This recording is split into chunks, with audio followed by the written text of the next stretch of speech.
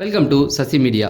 நம்ம தற்குறி ஜூலி அவர்கள் இருக்காங்கள்ல, பிக் பாஸில் கலந்துக்கிட்டாங்களே, அவங்க நாளுக்கு நாள் வந்து ஒரு வீடியோவாக போட்டு தன்னைத்தானே பிரபலப்படுத்திக்கிட்டு வந்துக்கிட்டு இருக்காங்க. அதாவது விஜய் சார் ரசிகரை விமர்சனம் பண்ணுறதை தாண்டி விஜய் சாருக்கு டெபாசிட் கிடைக்காது அப்படிங்கிற அளவுக்கு அவங்க வந்து கணிச்சு பேசுகிறாங்கன்னா பார்த்துங்களேன். சரி வாங்க, அவங்க என்னென்ன பேசியிருக்காங்க, அவங்க லட்சணம் என்னென்ன அப்படிங்கிறத கொஞ்சம் இந்த வீடியோவில் பார்த்துருவோம். நீங்கள் நம்ம சேனலுக்கு வர்றது இதான் முதல் தடவை அப்படின்னா சேனலை சப்ஸ்கிரைப் பண்ணிட்டு வீடியோவை லைக் பண்ணியிருக்கேன். ஜூலி அவர்களை பற்றி தெரியாதவங்க யாருமே இருக்க மாட்டாங்க. பிக் பாஸ்னால் ஜூலி தான் அந்த அளவுக்கு இருந்தாங்க. ஏன்னா அவங்க பண்ண ஒரே ஒரு விஷயம் ஒருத்தவங்க வாழ்க்கையே முடிச்சு விட்டுடுச்சு. அந்த அளவுக்கு பண்ணி விட்டுட்டு போயிருந்தாங்க. அதாவது பிக் பாஸ் 1ல் ரொம்ப ஃபேமஸ் ஆனவங்க அவங்க தான். நெகட்டிவாக ஃபேமஸ் ஆனாங்க. யாருக்குமே ஜூலி அவர்களை பிடிக்காது, அதுதான் உண்மை. அந்த ஜல்லிக்கட்டில் அடுத்தவங்க அந்த ஸ்டூடெண்ட்ஸ் பண்ணது எல்லாத்தையுமே தான் முன்னிறுத்தி பண்ணதாக இப்போ பேசிகிட்டு வந்துக்கிட்டு இருக்காங்க. அதை பார்த்துருப்பீங்க. அதாவது அவங்க தான் போராடி வாங்கி கொடுத்த மாதிரி ஃபஸ்ட்டு வீடியோவில் பேசியிருப்பாங்க. அதிலே கூட ஸ்டூடெண்ட்ஸ் எல்லாம் சேர்ந்து வாங்கின ஒரு வெற்றியை இவங்க வந்து தனக்கான வெற்றியாக பேசிட்டு வராங்க. சரி சொல்லிட்டு போங்க அப்படின்னு விட்டுறலாம். விஜய் அவர்கள் மாநாட்டில் ஒரு காளையை பற்றி ஒரு கதை சொல்லியிருப்பார். ஆரம்பித்தது யாருன்னு பார்த்தீங்கன்னா இவங்க தான் ஆரம்பித்தாங்க. விஜய் சார் வந்து இவங்களுக்காக வீடியோ போட்டார், பொதுவாக போட்டார். இந்த பொண்ணு இதுவாகவே ஆரம்பிச்சது. விஜய் சார் மாதிரி ஒரு நடிகரை விமர்சனம் பண்ணால் நம்மளை கண்டிப்பாக சோஷியல் மீடியாவில் போட்டு வறுத்தெடுப்பாங்கன்னு தெரிஞ்சு தான் ஆரம்பித்தாங்க. ரைட்டா? இது நல்லா யோசிச்சிங்க. இவங்க தான் வந்து அந்த மாநாட்டில் காளையை பற்றி பேசி, அப்படிலாம் பேசாதீங்க, நீங்கள் பாட்டுக்கு பேசிட்டு போவீங்க, உங்கள் பசங்கள்லாம் வந்து மைனர் பசங்க முன்னாடி போய் நின்று மோதி காலை குத்தி கொண்டுடுச்சுன்னா 50 பேர் 50ஆகவே இருக்கட்டும், 500 ஆயிடக்கூடாது அப்படின்ற மாதிரி இவங்களாவே கிரியேட் பண்ணுறாங்க. நடக்காத ஒரு விஷயத்தை அவர் சொன்னது ஏதோ ஒரு கதை. இவங்க வந்து எல்லாம் உடனே அவர் விஜய் சார் சொன்ன உடனே எல்லாம் காலைக்கு முன்னாடி போய் நின்றுவாங்களாம். நின்று எல்லாம் வந்து காலை எல்லாரையும் குத்தி கொண்டுடுமா. 50 பேர் செத்தாங்கல்ல கரூரில், கரூரோட சேர்த்து ஒரு 50 பேர் செத்தாங்க இல்லையா, அதோட சேர்த்து நீங்கள் வந்து 500 ஆக்கிடாதீங்கன்னு முதல்ல அதுக்கான வழக்கு நடந்துக்கிட்டு இருக்கு. யார் சம்மந்தப்பட்ட பிரச்சனை இதில் யார் மேலே இருக்குன்னு அந்த வழக்கு போயிட்டுருக்கு. அதை சொல்லுவாங்க. ஏன்னா அதில் அந்த விஷயத்துக்குள்ளே போனால் நிறைய பேர் வருவாங்க. குறுகிய இடம் ஏன் கொடுத்தீங்கன்னு. அதுக்கெல்லாம் அவங்க விமர்சனம் பண்ணவே இல்லை. நல்லா பார்த்துங்க. இடம் வழங்கினது ஏன் இந்த இடத்துல வழங்கினீங்க, இந்த மாதிரி விஷயத்தெலாம் அவங்க பேசவே கிடையாது. அவங்க ஸ்ட்ரெயிட்டாக 500 பேர் செத்துருவாங்க அப்படிங்கிறது தான் அவங்களுடைய ஆசை. விஜய் சார் ரசிகரில் 500 பேர் சாகணும் அப்படிங்கிறது வந்து அந்த பொண்ணுக்கு ஆசை. அதை தான் வந்து அது மறைமுகமாக சொல்லிகிட்டு இருந்தது. சரி, இப்படி சொல்லிவிட்டு இவங்க தான் போராடி வாங்கி கொடுத்தாங்க இல்லையா. சரி, இப்போ அடுத்து இவங்க தான் போராடி, இவங்க தான் வந்து ஜல்லிக்கட்டுக்கெலாம் போராடி எல்லாத்தையுமே முன்னிறுத்தி வாங்கி கொடுத்துருக்காங்க. அப்பேற்பட்டவங்க தான் பிக் பாஸில் வந்து அவங்க சாயம் அப்படியே வெளுத்துச்சு. அதில் ஒரு முக்கியமான ஒரு விஷயம் இருக்குது, அதை கடைசியாக சொல்கிறேன். காதல் 3 கல்யாணம் ஆயிருக்குன்னாங்கல்ல. பிக் பாஸ்லேயே ஒரு வேலை ஒன்று பார்த்தாங்க. பிக் பாஸ் ஃபஸ்ட்லேயே 6 அவுட்டை ஒன்று பண்ணாங்க. அதை பேசுவோம் நம்ம. சரி, இதை சொல்லி முடிஞ்சதுக்கு அப்புறமேட்டுக்கு அடுத்த நாள் விஜய் சார் ரசிகர்கள் மிரட்டினாங்களாம். எந்த இதில் மிரட்டினாங்க, அதுக்கான ஆதாரம் ஏதாவது இருக்கா? சோஷியல் மீடியாவில் வழக்கமாக ட்ரோல் பண்ணுவாங்க. விஜய் சார் ரசிகருக்கு ஏன் உங்களை ட்ரோல் பண்ணணும்? தமிழ்நாட்டு மக்களே உங்களை ட்ரோல் பண்ணுவாங்க. பொதுவாக பிக் பாஸ் ரசிகர்கள் எல்லாருமே உங்களை ட்ரோல் பண்ணுவாங்க. யாரும் உங்களை ட்ரோல் பண்ணாமல் இருப்பாங்க? நீங்களே சொல்லுங்கள் ஜூலி, மனசாட்சியோட சொல்லுங்கள். உங்களை யாராவது ட்ரோல் பண்ணாமல் இருப்பாங்களா? இவர் சொல்லுவார்ல, கவுண்டமணி செந்தில் பார்த்து ஒரு கரகாட்டக்காரனே எதில் ஒரு படத்தில் பார்த்து சொல்லுவார், அவனை பார்த்தாலே என்னமோ தெரியல, என் கையெல்லாம் பரபரப்பாக இருக்குது, அவனை இழுத்து போட்டு அடிக்கணும் போல தோணுது அப்படிம்பாங்க. உங்கள் முகராசி அப்படி. ஏன்னா நீங்கள் அந்த அளவுக்கு வேலை பார்த்து விட்ருக்கீங்க பிக் பாஸில். பிக் பாஸ் ரசிகர்கள் நீங்கள் வந்தீங்கன்னாவே உங்களை ட்ரோல் பண்ணுவாங்க. அதுக்கப்புறமேட்டுக்கு வந்து எல்லாருமே தான் பிக் பாஸ் ரசிகர்கள், ஏன் விஜய் ரசிகர்கள் வந்து உங்களை ட்ரோல் பண்ண போகிறாங்க? சரி, அப்படி பண்ணதுக்கு வந்து அதை ட்ரோல் பண்ணி விட்டாங்க. அப்படி ட்ரோல் பண்ணி விட்டதுக்கு அப்புறமேட்டுக்கு வந்து இவங்க திரும்பவும் வந்து உங்கள் ரசிகர்கள் என்னை வந்து மிரட்டுறாங்க, அப்படி நீங்கள் என்னை ஏதாவது பண்ணணும்னு நினச்சா நான் வீட்டில் தான் இருப்பேன். அது கூட முழுசாக சொல்லலை, ஏதாவது பண்ணணும்னு நினச்சா நான் வீட்டில் தான் இருப்பேன். பார்த்தீங்களா அவங்க எப்படி சொல்கிறாங்கன்னு? அதுக்குள்ளேயே டபுள் மீனிங் இருக்குது.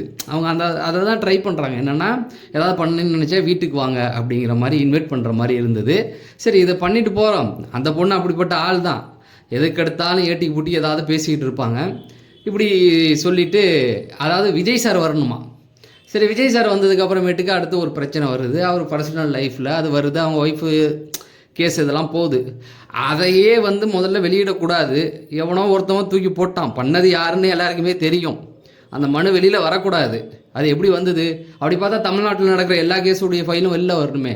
எல்லாத்துக்கும் வராமல் விஜய் சாருடைய இதில் மனுவில் என்ன எழுதியிருக்கு, அவங்க மனைவி எழுதினதில், அதுவும் வந்து டிசம்பரில் நடந்தது, இப்போ வெளியில் வந்திருக்கு அப்படின்னா அது ஒரு உள்குத்த அரசியல். அதெல்லாம் அந்த பொண்ணு கேட்டுச்சா? கேட்கல. அதுக்கப்புறமேட்டுக்கு வந்து what bro, very wrong bro அப்படின்னு சொல்லி விஜய் சாரை வந்து சோஷியல் மீடியாவில் கலாச்சி போட்டிருந்தாங்க. நான் என்ன கேட்குறேன், அதை போடுறதுக்கு உனக்கு என்ன தகுதி இருக்குது? பிக் பாஸில் இவங்க என்ன பண்ணாங்க தெரியுமா? கொஞ்ச நாள் வந்து ஓவியா வந்து ஆரோவோட சுற்றிட்டு இருந்தாங்க. உங்களுக்கு தெரியும், எல்லாம் பிக் பாஸ் பார்த்தவங்களுக்கு தெரியும்.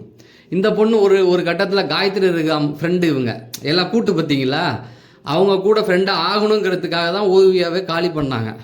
அந்த பொண்ணு எல்லாரையுமே கேவலமாக பேசி இருந்தது. சரி பிஹேவியர் அப்படி இப்படி இப்படின்னு எல்லாத்தையுமே போட்டு கலைச்சிருந்தாங்க. அவங்கள விட்டுடுவோம், அவங்கள இழுக்க வேண்டாம். ஒரு கட்டத்தில் ஆரோவை இவங்க லவ் பண்ணுறதா போய் சொல்லிகிட்டு இருந்தாங்க. பிக் பாஸ் பார்த்தவங்களுக்கு தெரியும். ஆரோவை லவ் பண்ணுறதா சொல்லி ஆரோ ஒன்றுலாம் சீண்டி கூட பார்க்கல. அதுக்கப்புறமேட்டுக்கு அந்த பிக் பாஸில் முடிஞ்சதுக்கப்புறம் எனக்கு பிக் பாஸில் உள்ளவங்க எல்லாரும் பழக்கம். ஹரிஷ் கல்யாண் இப்போ நடிகராக இருக்கார்ல, அவரெல்லாம் எனக்கு அடிக்கடி கால் பண்ணிக்கிட்டே இருப்பாருங்க அப்படின்ற மாதிரி. ஹரிஷ் கல்யாண்கிட்ட ஒரு இன்டர்வியூவில் கேட்கும்போது ஜூலிலாம் அவங்களாம் எனக்கு கால் பண்ணுவாங்க, நான் எடுக்க மாட்டேன்னு அசிங்கப்படுத்திட்டு போனார். இப்படி தான் இந்த பொண்ணோட வரலாறு. அதுக்கப்புறம் பார்த்தீங்கன்னா ஒரு கிழவன் கூட சுற்றிக்கிட்டு இருந்தது, பார்த்துருப்பீங்க சோஷியல் மீடியாவில். இப்போ கடைசி வீடியோவில் என்ன போட்டிருக்காங்களா, இவர் வந்து எனக்கு ஒரு 3வது புருஷன் அப்படின்னு சொல்லி. 3வது புருஷன், ஆனால் முறைப்படி பார்த்தீங்கன்னா முதல் புருஷன். இப்போ எவன் கேட்டான் அவன்கிட்ட, நீ எவன் கூட இருந்த, உன்னை எவன் கல்யாணம் பண்ணியிருக்கான், இதெல்லாம் எங்களுக்கு தேவையா? இதெல்லாம் போட்டுட்டு அப்புறம் வல்கர் வாரியர்ஸ், யார் டிவிகே இதில் உள்ள வல்கர் வாரியர்ஸ், நீங்கள் வந்து எது அதாவது ஒன்றை டிவிகேலேருந்து கட்சியிலேருந்து யாரும் விமர்சனம் பண்ணுற ஒன்றை எல்லாருமே ட்ரோல் பண்ணுவாங்க. ஜூலி பொதுவாக புரிஞ்சுக்கோ, உன்னை எல்லாருமே ட்ரோல் பண்ணுவாங்க. உன்னை பார்த்தா அப்படி தான், நீ அந்த மாதிரி வேலை பார்த்து விட்டுருக்க. பிக் பாஸு போன இடத்துலலாம் ஏட்டி பூட்டி தான் பண்ணியிருக்க. டிவிகே பண்ணணும்னு அவசியமே கிடையாது. டிவிகேயில் உள்ளவன் ஏன் ஒன்று பண்ண போகிறான்? அவனுக்கு 1000 வேலை இருக்குது. ஊரில் எல்லாம் சொல்லிட்டான், அவன் டிவிக்கே முடங்கி போச்சு, எல்லாம் அவன் வேலையை பார்த்துக்கிட்டு தான் இருக்கான். அரசியல் கட்சின்னு போயிட்டு தான் இருக்காங்க. யாருக்கும் எந்த இதுலேயும் முடக்கி போடலை. காரணம் என்னன்னு கேட்டிங்கன்னா, நீங்கள் சர்ச்சை யாருக்கு தான் வரல? விஜய் சாருக்கு முன்னாடி அவர் பர்சனல் லைஃபு அதில் 1000 இருக்கும். விஜயகாந்தை நீங்கள் அசிங்கப்படுத்தலையா? எந்த நடிகன் யோக்கியன் நீங்கள் இழுத்துட்டு பார்க்கலாம். எல்லா நடிகன் பின்னாடியும் ஒரு கதைகள் போயிட்டு தான் இருக்குது. அது அப்படி வந்துக்கிட்டு தான் இருக்கும். அதை விஜய் சார் பார்த்துக்குவார். இங்கே அவன் அரசியல் களத்தில் பிஸியாக தான் இருக்கானுங்க. யாரும் வந்து சுடங்கி போயோ முடங்கி போயோ உட்காரல. இது ஜூலி மாதிரி தற்கொலைகள்லாம் என்ன பண்ணுறாங்க அப்படின்னா, இவங்கெல்லாம் 200 ரூபா தினக்கூலிகள். இவங்களுக்கு அசைன்மெண்ட் என்ன அப்படின்னு பார்த்தீங்கன்னா, இந்த மாதிரி அட்டாக் பண்ணிக்கிட்டே இருக்கணும். அதில் என்னென்னா பணம் கொடுத்துருவாங்க, ப்ளஸ் இவங்களுக்கு என்னென்னா பப்ளிசிட்டி கிடைக்குதுல்ல. நீங்கள் நல்லா நான் முதல்லே சொன்னேன், விஜய் சாரை வந்து யாரையுமே விமர்சனம் பண்ணார் இல்லை, தாவாக்கியிலேருந்து யாராவது இவங்களை விமர்சனம் பண்ணாங்களா? இவங்க தான் வாண்டடாக போய் விஜய் சாரை வம்பாளத்தாங்க. அப்போ இவங்க வம்பாளத்தா அவங்கள வந்து டிவிக்கு ரசிகர்களோ, ஜூலி வந்தாவே பொதுவாக சோஷியல் மீடியாவில் கலாய்ப்பாங்க. அவ்வளோதான், பாராட்டுறதுக்கு ஆள் கிடையாது. அந்த மாதிரி அவங்கள போட்டோன்னே கலாய்ப்பாங்க. இவங்களே ஒரு நாள் செய்தியை உருவாக்கிக்கிட்டு இருக்காங்க. அதாவது என்ன இப்படி பண்ணாங்க அப்படி பண்ணாங்க, இவன் தான் எனக்கு 3 புருஷன், உனக்கு எத்தனை புருஷன் இருந்தால் எங்களுக்கு என்ன வந்துச்சு, அதெல்லாம் எதுக்கு இப்போ நீ போட்டு காமிச்சிக்கிட்டு இருக்க? உன்னை ட்ரோல் பண்ணவன் யாருன்னு உனக்கு தெரியாதா? பேர் சொல்ல மாட்டீங்களா நீங்கள்? பேர் சொல்லி எந்த சோஷியல் மீடியாவில் எந்த ஒரு நடிகர் உங்களை இப்படி பேசினார், எந்த மனிதர் பேசினார், தாவேக்கா தரப்பு பேசுனாங்கன்னா அவங்க எல்லாருக்கும் பதவி இருக்கும், அவங்கள பற்றி பேசலாம். எந்த சோஷியல் மீடியா அதெல்லாம் பேசுகிறது கிடையாது. மொட்டையாக வந்து அதாவது இவங்களே செய்தியை உருவாக்கிடுது. இவங்களே இவங்களை பற்றி தப்பு தப்பாக பேசிக்கிட்டு தாவேக்காவிலேருந்து பேசுகிறாங்க அப்படிங்கிற மாதிரி சொல்கிறது. என்ன அப்படின்னு பார்த்தீங்கன்னா, இவங்கள ஒரு 4 பேர் கவனிப்பாங்கள்ல, அதனால ஏதாவது வாய்ப்புகள் கிடைக்கும். அது இல்லாமல் தினக்கூலி தானே சோஷியல் மீடியாவில் இவங்கெல்லாம். இப்போ இவங்களுக்கு ஒரு அசைன்மெண்ட் கொடுத்துருப்பாங்க, ஒரு பெரிய பெரிய இதில் இருக்கிறவங்கெல்லாம். இவங்க நீங்கள் இப்படி ஏற்றிட்டு ஒரு பையன் மதிக்க போகிறதில்ல. ஏன்னா ஜூலி அப்படின்னு சொன்னாவே ஃப்ராடு அப்படிங்கிறது எல்லாருக்குமே தெரியும்.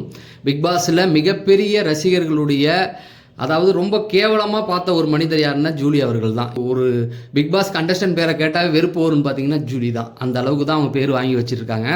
அதனால் ஜூலி உங்களை யாரும் பெருசாலாம் எடுத்துக்க போகிறதில்ல. நீங்கள் பண்ணுறது எல்லாமே ட்ரோல் மெட்டீரியல் தான். நீங்களே ட்ரோல் மெட்டீரியல் தான். நீங்கள் தினைக்கு இப்படி வீடியோ போட்டால் எங்களுக்கும் கொஞ்சம் கண்டென்ட் கிடைக்கும், உங்களை நாங்களும் தினக்கும். ஏன்னா பிக் பாஸ் அந்த ஃபஸ்ட்டு வந்தப்போல்லாம் நாங்கள் சேனல் ஆரம்பிக்கல. இப்போ தானே நீங்கள்லாம் சேனல்லாம் அதிகமாக இருக்குது. நீங்கள் போட்டிங்கன்னா Bigg Boss contestants, Bigg Boss review சேனலுக்குலாம் ஒரு டாபிக் ஒன்று கிடைக்கும், உங்களை ட்ரோல் பண்ணுறதுக்கு ஒரு வாய்ப்பு கிடைக்கும். அதனால் தினமும் வீடியோ போடுங்க.